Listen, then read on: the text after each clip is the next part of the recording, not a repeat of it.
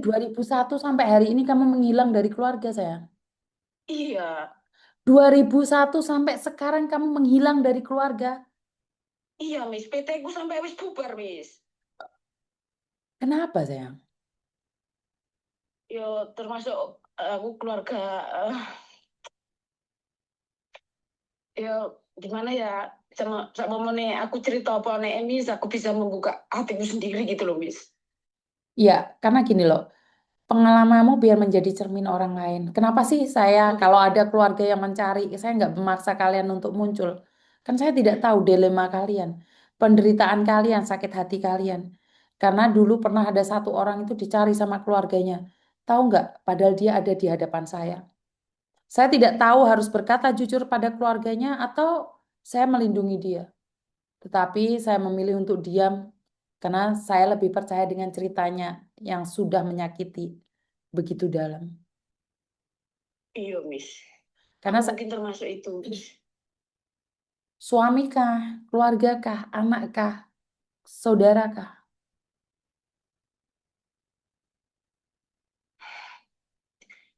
Aku kan awalnya dijodohin, Miss, jodohin sama Mm, keluargaku. mm. Terus, ya, cinta gak cinta, dikeloni juga jadi anak tuh, Miss. Lo ijo. Soalnya manuk kan iso menernak. Iya, mungkin, yo, mungkin, Tapi gede apa cilik deh? ya, ngarani, yo, ya pas aja mungkin ya. Pas sak pasan mlebu no, pas metu ya metu no. Lho piye to? Kowe wong tuwek lek cerita iki ra jelas sih. Sumpah, Miss. Aku zaman dulu nggak ngerti rasanya kayak gitu. Ngerti-ngerti punya anak, aku serahin orang tua aku berangkat kerja lagi. Padahal itu, aku istri samis. Tapi enak toh. Suamiku, ya, leku ngarani, yo, lali, Miss. Aku udah nggak ngerti gituan sampai anakku sekarang udah umur 27. Lah, Oke, terus.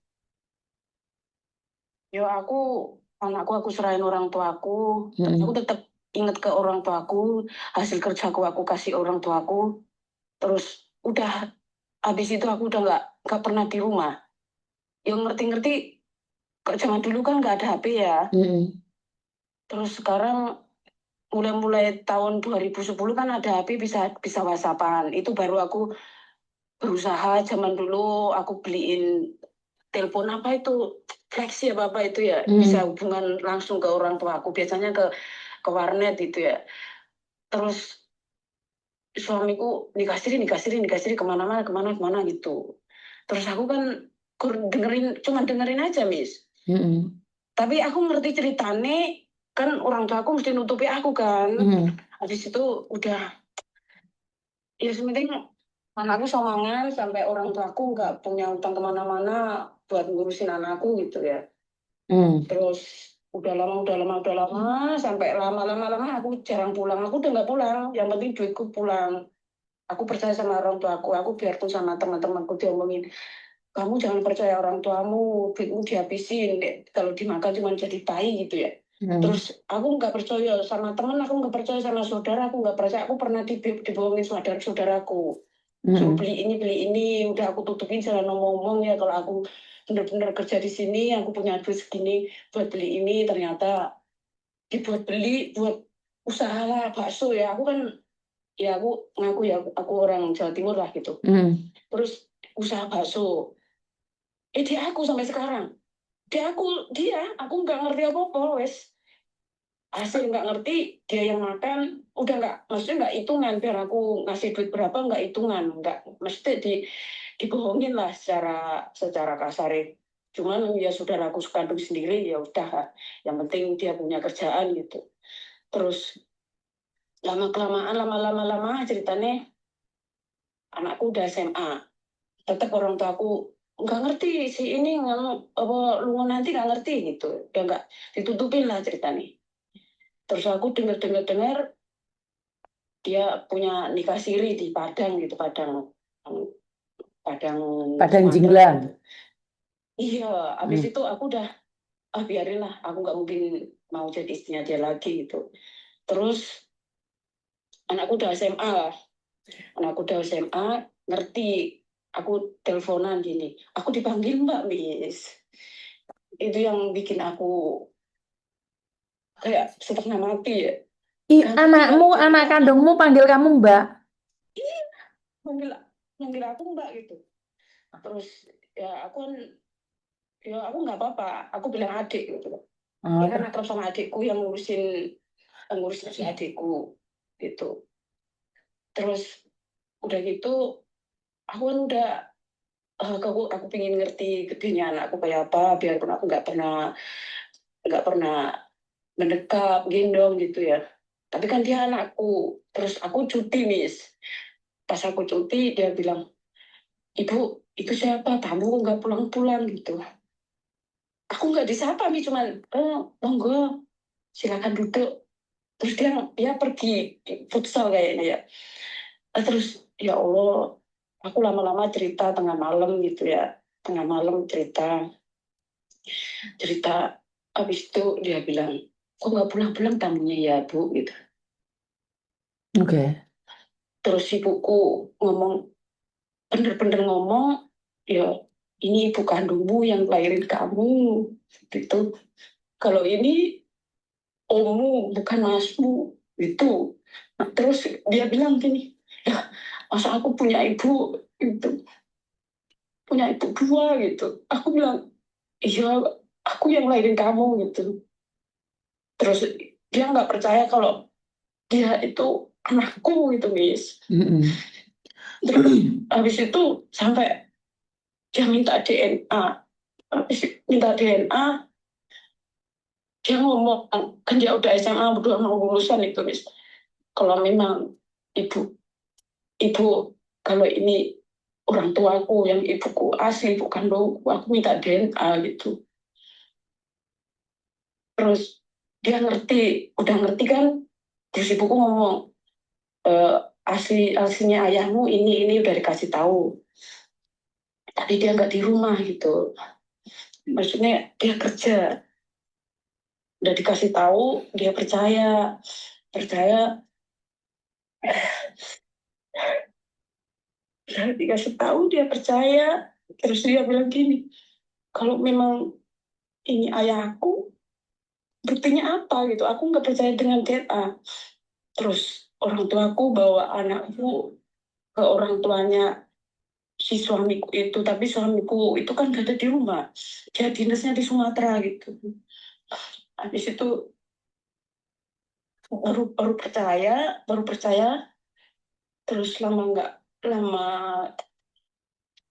waktu aku udah mau putih cutinya, udah aku mau berangkat lagi, anakku ngomong kayak gini, kalau memang Mbak itu ibuku asli ya, kalau ibu itu nenekku, mbahku, aku nggak mau punya ayah. Udah, kalau bisa cerai saja gitu. Kan bingung aku, Miss. Aku udah lama nggak pernah ketemu, diminta cerai, terus anak kadang udah gede ya, bisa memilih. Kalau aku memang anaknya ini, ibuku yang ini mbahku, terus apa gunanya kalau ibuku tetap kerja sendiri, nggak dikasih nafkah, aku nggak dinafkahi, aku tetap dititipin mbahku, terus gimana gitu. Terus aku ngomong sama bapakku, dulu kan yang jodohin aku kan bapakku. Terus aku bilang gini sama bapakku, biarpun bapakku keras ya, aku sekarang udah dewasa, udah tua. Kalau dibilang tua ya belum kayak mbah-mbah lah. Yang penting anakku udah gede, berarti aku udah tua, udah ngakuin kalau aku tua. Kalau aku kayak gini, hidupku ngomong ombang-ambing, aku nggak mau. Sekarang aku mau pingin cerai gitu. Terus bapakku yang ngurusin cerai. Udah ngurusin cerai, cari pengacara. Ternyata si suamiku nggak mau pulang. Katanya, aku nggak ada cuti gitu. Nggak bisa ngambil cuti. Sampai sekarang aku nggak ada hubungan sama si suamiku itu, nggak ada. Terus yang ngurusin cerai itu orang tuaku, anakku ikut tanda tangan sebagai saksi. Aku benar anakku, adikku jadi saksi keluarga. Yang saksi masyarakat ada itu. kami tua kepala dusun itu, terus udah selesai katanya, udah selesai ya, katanya orang tuaku perceraian udah selesai, tapi di kantornya belum bisa gitu. Terus kesalahannya harusnya kalau ngurus perceraian itu dari kantornya dia dulu baru ke KUA gitu. Mm-mm. Tapi menurut bapakku, masalah kantor nggak apa-apa, udah nggak diurus, yang penting kamu secara Islam udah bukan istrinya dia gitu. Terus aku kan cari-cari informasi gimana cerai sama uh, seorang instansi gitu ya. Terus ada yang bilang gini, kamu harus ngurus dulu ke komandannya gitu. Terus habis itu dari komandannya ngasih pengarahan sama si oknum ini itu. Habis itu uh, aku nggak percaya kan, aku takutnya dibohongin masalah duit-duit itu ya. Dia nggak ngerti kalau aku tuh kerjanya di sini gitu, di ya di sini. Terus habis itu keluarga aku tetap ngomong, yang penting kamu ngurusin suratnya pengadilan negeri, yang di sini udah beres, kamu udah bukan istrinya dia lagi gitu. Terus dia terus orang tua aku bilang kayak gini, udah jangan, nggak usah ngurus kayak gitu, nanti kamu mau keluar duit banyak, yang penting duitmu duit kamu simpan, udah nggak usah ngurusin kayak gitu. Habis itu dia bilang, si suamiku bilang aku nggak mau pulang ke Jawa Timur gitu, dia mau menetap di Padang, di Sumatera gitu. Sampai sekarang anakku nggak ngerti nih, nggak ngerti muka bapaknya kayak apa. Terus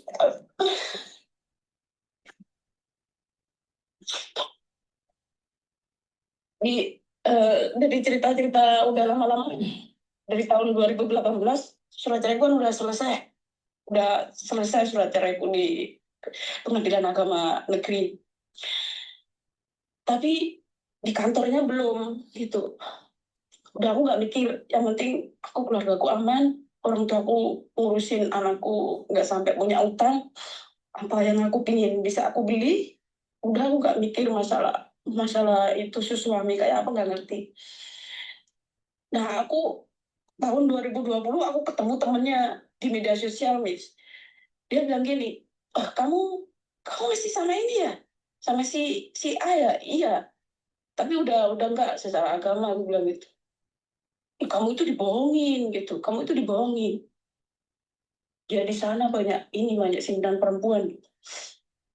Tapi dia bilang kayak gini, kamu tahu nggak, mau gimana pun juga kamu itu istri sahnya, kamu tuh berhak menuntut gitu.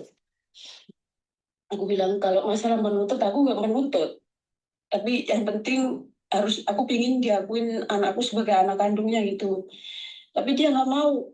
Dia si anakku, aku udah cerita sama anakku gini-gini, dia nggak mau, tetap aku nggak mau, karena dia nggak ngerti menafkahi aku, menafkahi ibuku. Aku tetap dititipin mbahku kayak gini, nggak mau gitu. Aku habis itu udah nggak ada konfirmasi sama temen yang ketemu di media sosial itu, yang temennya si suamiku itu ya. Habis itu lama-lama sampai tahun 2020. Tahun 2020 aku waktu liburan pergi ke agentku ada apa namanya itu, ada boarding house di situ, mau sama tetanggaku. Terus aku kan cerita gitu, Miss. Ya dia ngerti masalahku, cuman dia ngerti kalau aku di sini. Dia juga nutupin kali ya, nggak ada yang tahu gitu. Terus dia punya informasi mungkin, terus dia cerita sama aku kenal sama ini, udah lama kok, udah komunikasi sama aku.